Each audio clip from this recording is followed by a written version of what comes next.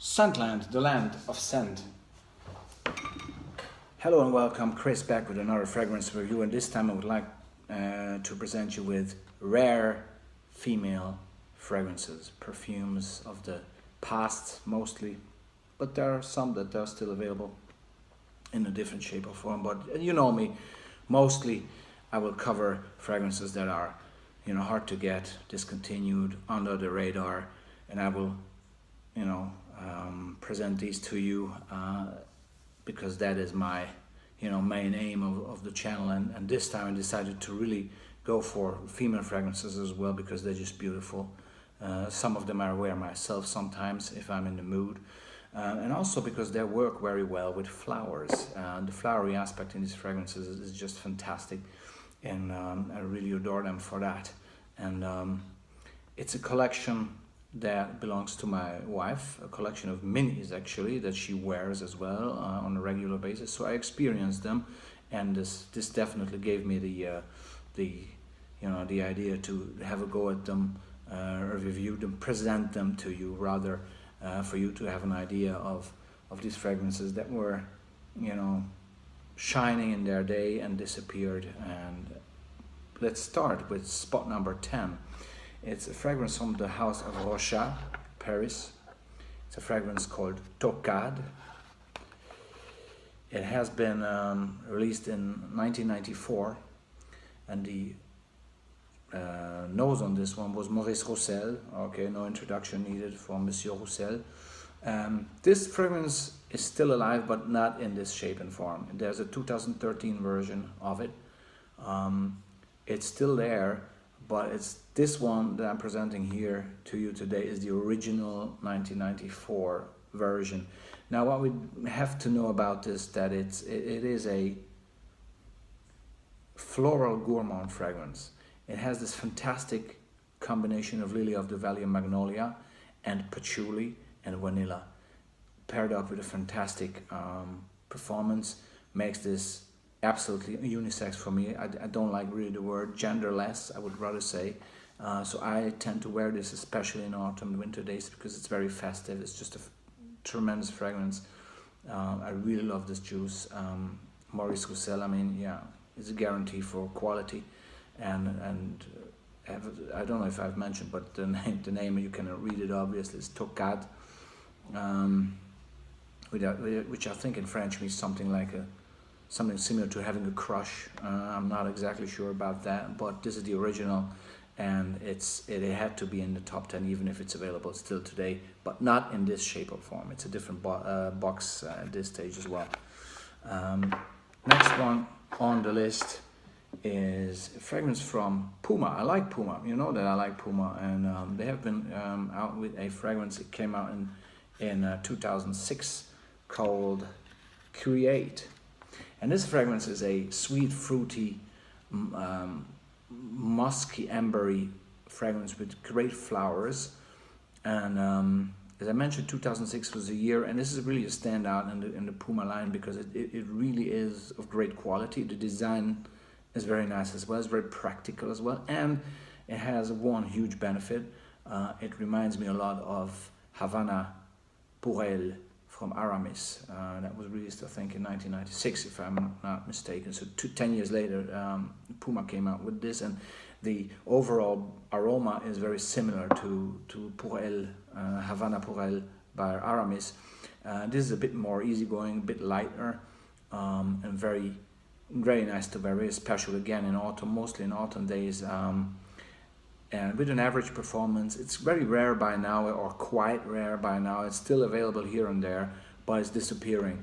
It had to make the top 10 because it has this fantastic smell. It's a great smell, and it's special. It's not your usual sports designer fragrance.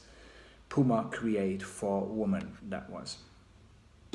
Next one on the list is from a house of Laura Biagiotti, who has sadly recently passed away, and it's called Tempore Donna.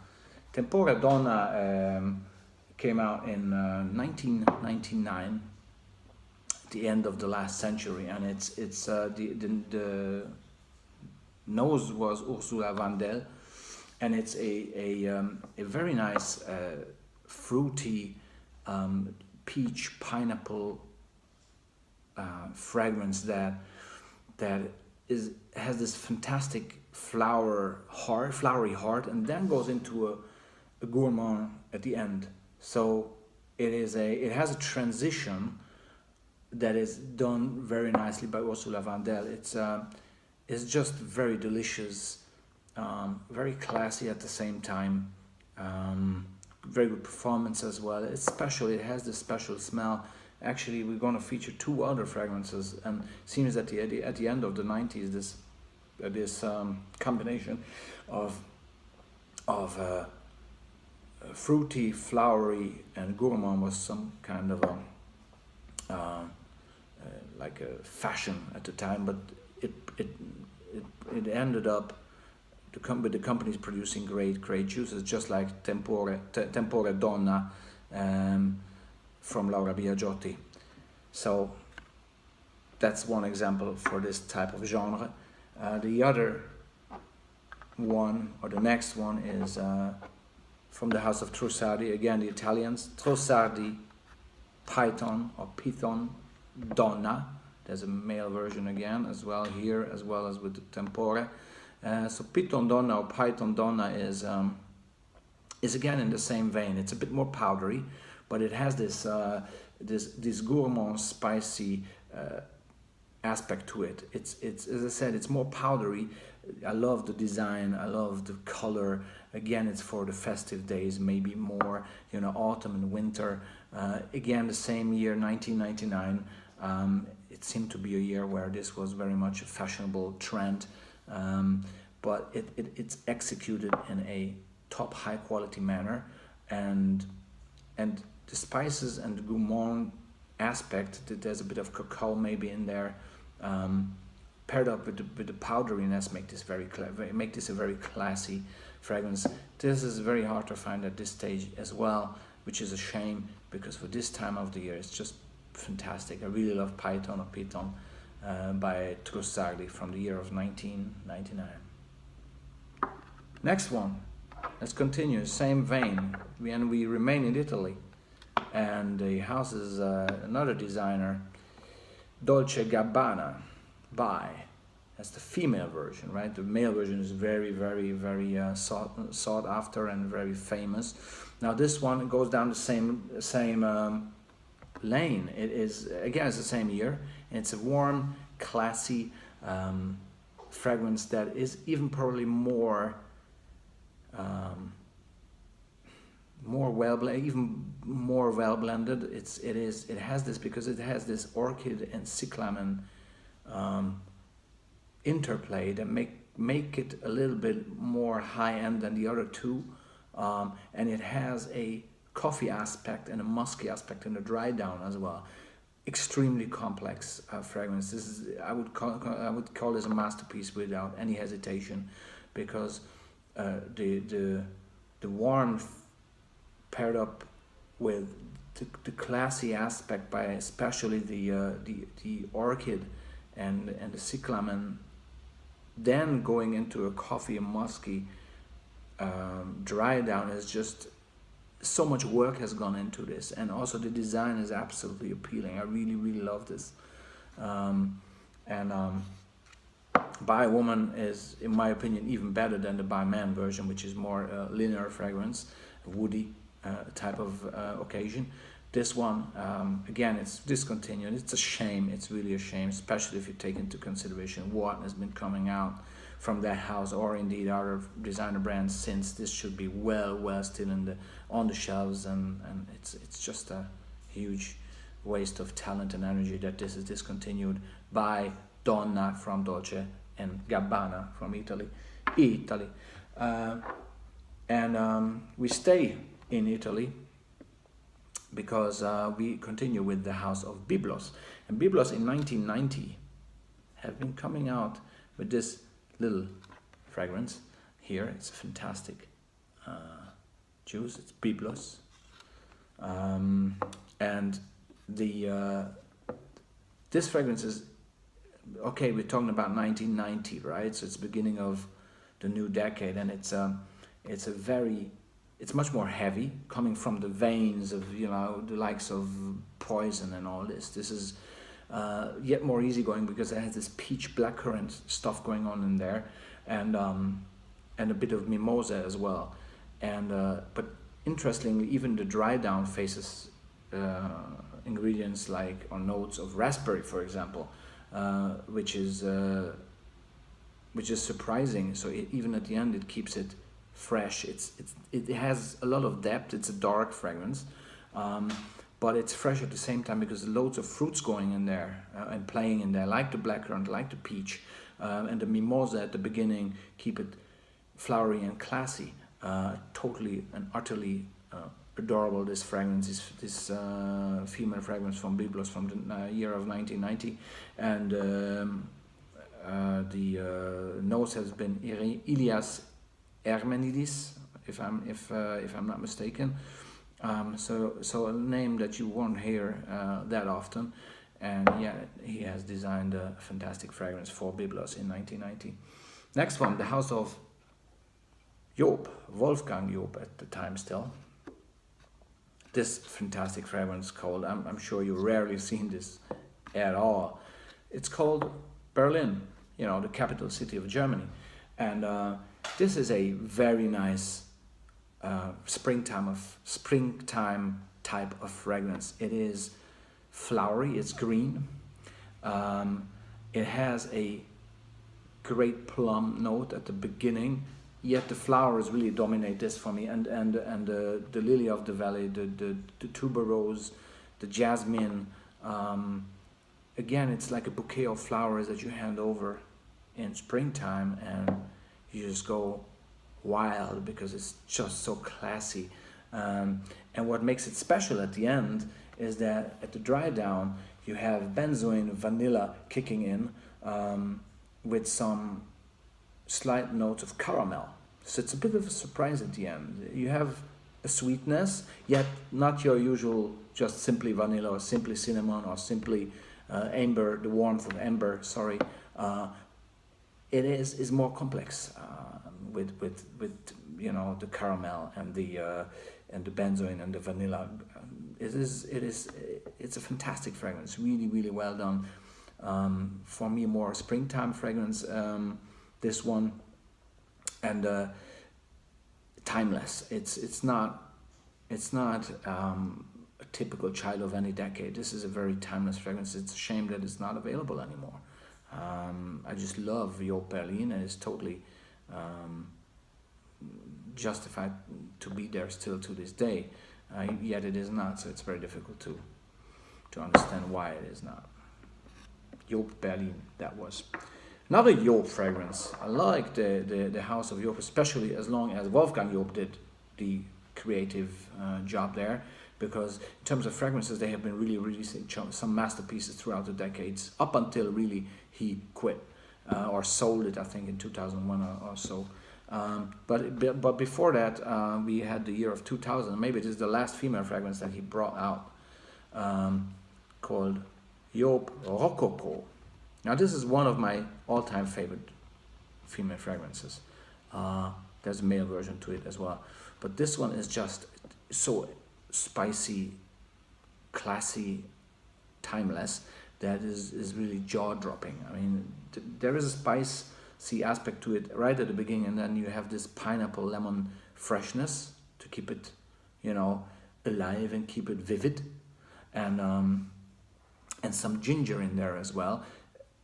The flowery aspect mostly comes from jasmine, and with the development you're going to find some muskiness about it that makes it, you know, gives it a bit of more structure, and at the end a bit of sweetness comes with vanilla as well. And Benoist La Posa is the nose again. So again, somebody that you haven't really heard of, not, or at least I didn't so far. But Benoist La Posa has done a great job with this one because it's a classy, spicy, slightly flowery, warm, bit sweet, musky fragrance that is just an evergreen, I would say, just a total classy, or a total class act. Yo Pro Coco from the year of 2000, right? It's a shame it's not available anymore. And we go into even more hard to find juices here, ladies and gentlemen. We've come across this fantastic juice called Princesse d'Albret. It's a wonderful, wonderful fragrance done in originating from 1964 by Jean d'Albret. And this is it's very much in the same veins of Miss Dior, okay, if you know what I mean. Very classy, very much flowery, a bit of a musky, powdery aspect to it. And what is in here is wisteria, you know, the wisteria flowers, or flower, that is present in this fragrance, that gives it a special kick and gives it a special personality. Fantastically done, incredible composition. Like, it's really joy to smell this, and it's very much, again, a springtime fragrance to me. And the fragrance, again, is called Princesse d'Albret, and the manufacturer Jean d'Albret, and the year was 1964. Eternal class, Princesse d'Albret. And last but not least, this one is a very special one, and it looks like this. Okay, that's the box. Fantastic. I love yellow boxes. I don't know if I ever told you I love yellow boxes, and this is a great yellow box. This fragrance is called Helen of Troy, and it's been made by the company called Sigma, and it has been introduced to the market in 1994. Now, it's a fruity fragrance, but mostly melon and plum. A bit floweriness, a bit of a floweriness there as well, but it's a fruity fragrance, very classy smelling, extremely well blended.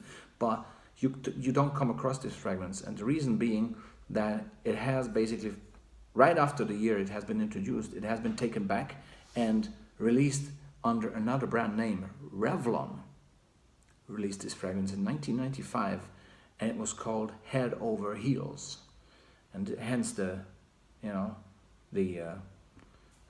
female, person jumping into the juice itself, like it looks like with the cap. It's fantastic.